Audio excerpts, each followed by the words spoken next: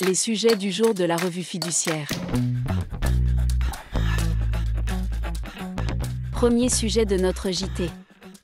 Appréciation des motifs d'un licenciement par le juge. Dans un arrêt du 23 octobre 2024, la Cour de cassation rappelle que, dans un litige portant sur le caractère réel et sérieux d'un licenciement, c'est la lettre de licenciement qui fixe les limites de ce litige concernant les griefs formulés par l'employeur à l'encontre du salarié. À cet égard, si le juge ne peut pas examiner le sérieux de griefs non mentionnés dans la lettre de licenciement, il doit, par contre, examiner l'ensemble de ceux invoqués dans cette lettre pour apprécier leur caractère fondé ou non.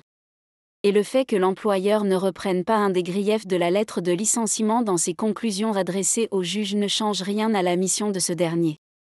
En l'espèce, la lettre de licenciement d'un conducteur de travaux licencié pour faute grave contenait plusieurs motifs, parmi lesquels l'utilisation à des fins personnelles du véhicule de service, le fait d'avoir consenti des prestations gratuites à des clients de l'entreprise, des malfaçons sur des chantiers et un comportement déloyal consistant à faire circuler des rumeurs mensongères sur l'entreprise dans l'intention de nuire à l'employeur. Pour la Cour de cassation, en omettant d'examiner le grief tiré du comportement déloyal du salarié, la Cour d'appel a manqué à sa mission. L'affaire est donc renvoyée devant une autre Cour d'appel, qui devra apprécier l'ensemble des griefs cités dans la lettre de licenciement. Deuxième sujet de notre JT. Mise en ligne de la formation, Ma TPE a rendez-vous avec le numérique. France Nom met à disposition, gratuitement, l'intégralité des modules de la formation, Ma TPE a rendez-vous avec le numérique, dédié à la numérisation des petites entreprises. Diffusée pour la première fois en janvier 2021 sur la plateforme FunMOOC, la formation a été suivie par 13 200 participants qui ont été convaincus de son utilité. C'est la raison pour laquelle France Nom a souhaité rendre l'ensemble des vidéos de la formation accessible à tous.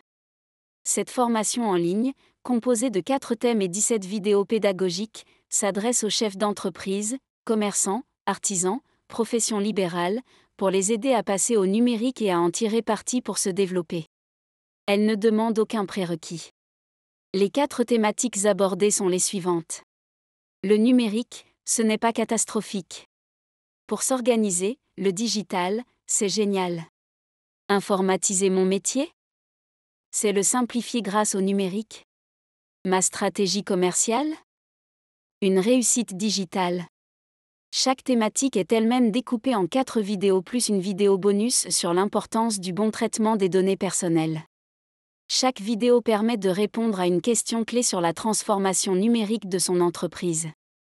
Pour accéder à la formation, Ma TPE a rendez-vous avec le numérique, une formation en ligne pour démarrer votre numérisation, francenom.gouv.fr.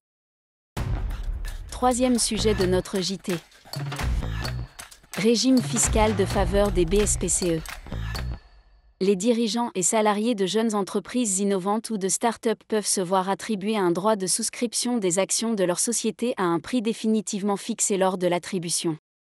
Ces bons de souscription de part de créateurs d'entreprises ou BSPCE bénéficient à l'heure actuelle d'un régime fiscal de faveur qui pourrait être durci. Le projet de loi de finances pour 2025 propose, en effet, de distinguer tout d'abord le gain d'acquisition qui serait taxé selon les règles des salaires au prélèvement forfaitaire unique de 30% ou au barème de l'IR, sur option.